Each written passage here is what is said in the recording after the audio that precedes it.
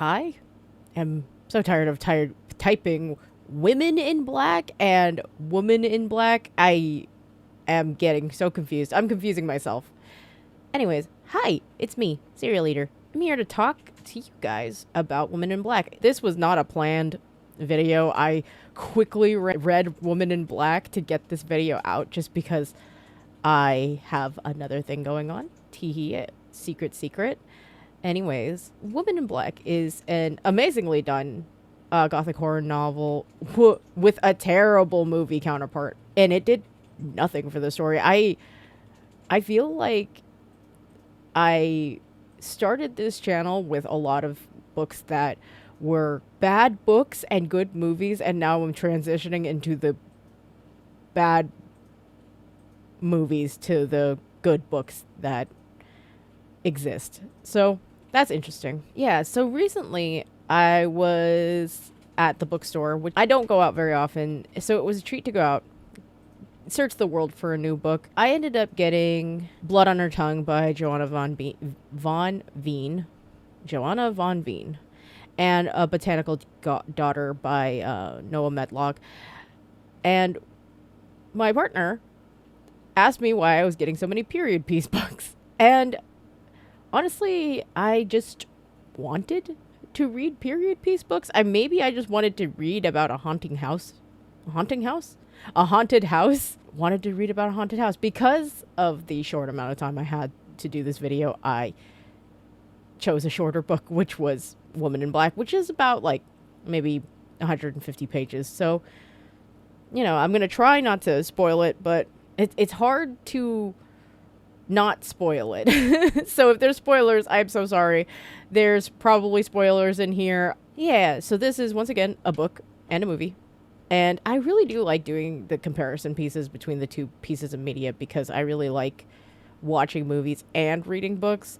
So I'm talking really fast and running over my own words. And I'm so sorry. I feel really scattered. Teehee.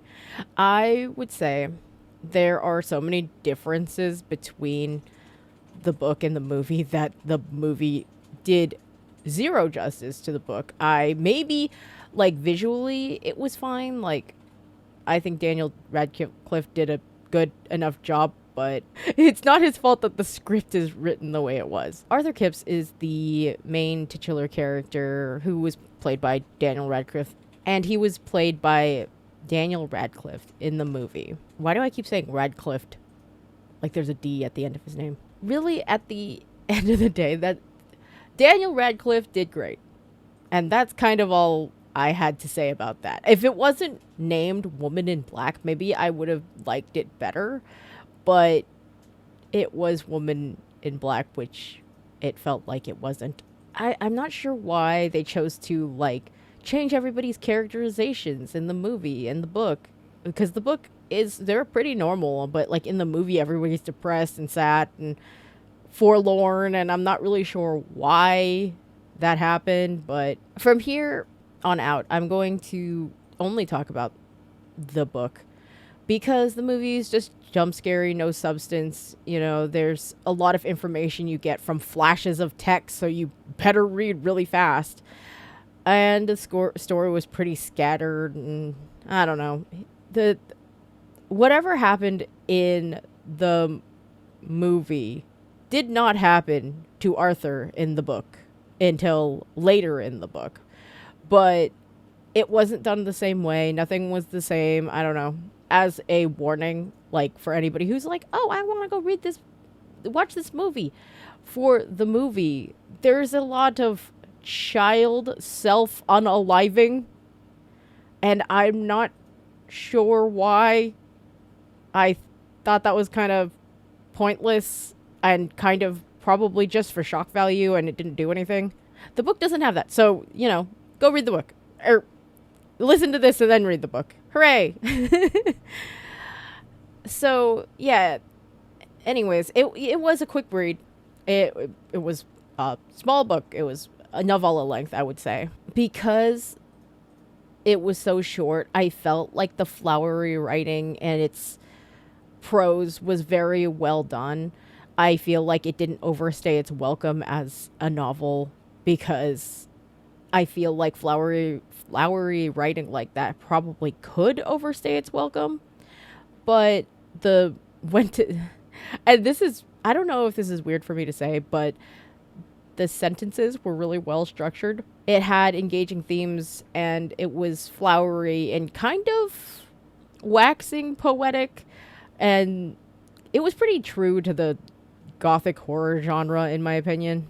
The book was written from Arthur Kip's perspective as an old man, basically. He's retiring, he's just trying to live his old man life. He's going through Christmas Eve with his step family, and they're still telling ghost stories around the fire. He's usually okay. He's generally okay with all that at first, but he slowly starts getting really upset about the whole thing, and then his stepchildren start asking him to tell stories, and he just starts panicking. And he's like, nope, I'm not doing that. We're not telling stories. I'm gonna walk away. I'm going away. This is silly. Bye-bye. And he walks away, which was a very interesting way to show like PTSD. And I feel like it was a very good show of it, especially when you get overwhelmed and he just kind of is in a different spot. And he was like, how did I get here? I don't know.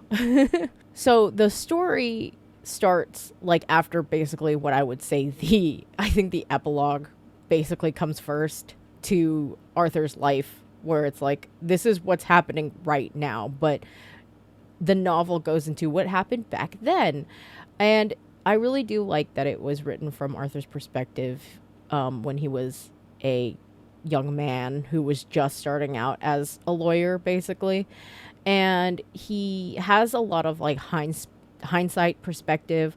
There was like a point in the book where he's just speaking with somebody, and he mentions that he's like, oh, I should have known back then that they were acting a little shifty. And I think that that was very interesting to see from his point of view.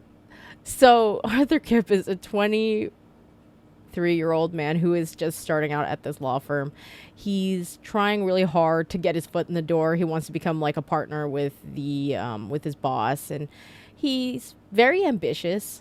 He's really ambitious and tells his fiancée Stella that he has to be out of London for a while to basically take care of the estate of Mrs. Drablow, which is an old lady who just passed away, basically.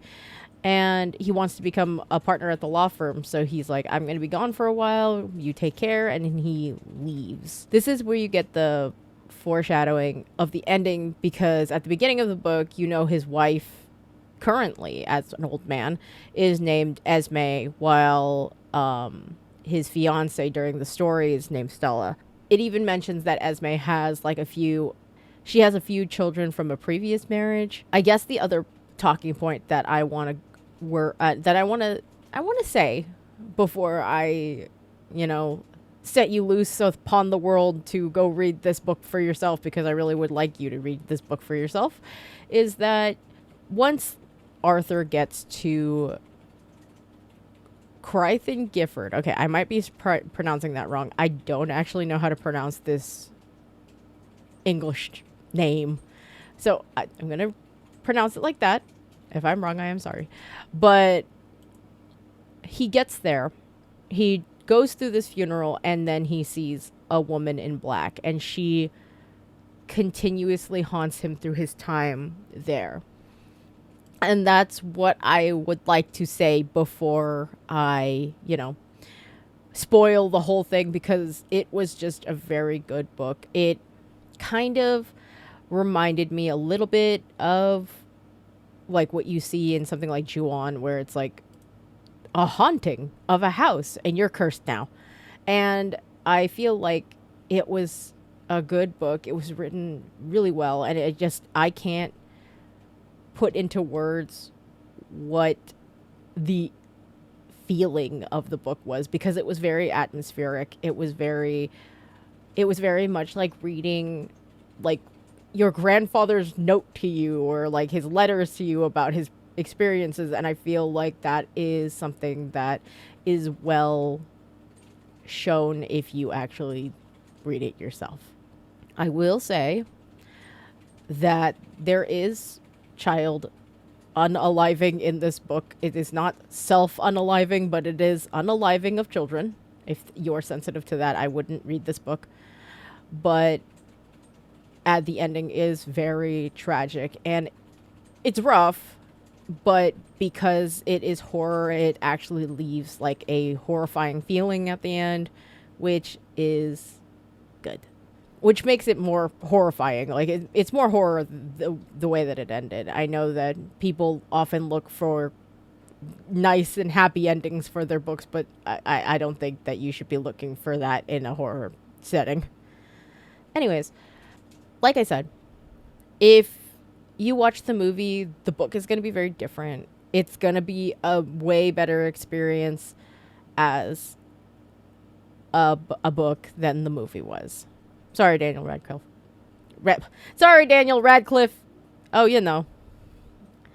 And there was one point where, baby cereal, I loved that movie. But I do not like that movie anymore. I think that the book was way better. If you want to see more of me, I stream most weeknights on twitch.tv/serial eater. If you want a more in-depth schedule, hopefully I'll update it on my card. I keep forgetting, but I will update it soon. Hooray. And all of that is going to be linked in the description below. I am so sorry about the rushed nature of this video. I was not expecting to have to do this, but I wanted to get something out. So hopefully soon you'll see the special thing I've been working on. Hooray! Okay, bye YouTube. Have a good day. Bye-bye. Also, beware of a woman in black. Okay, bye.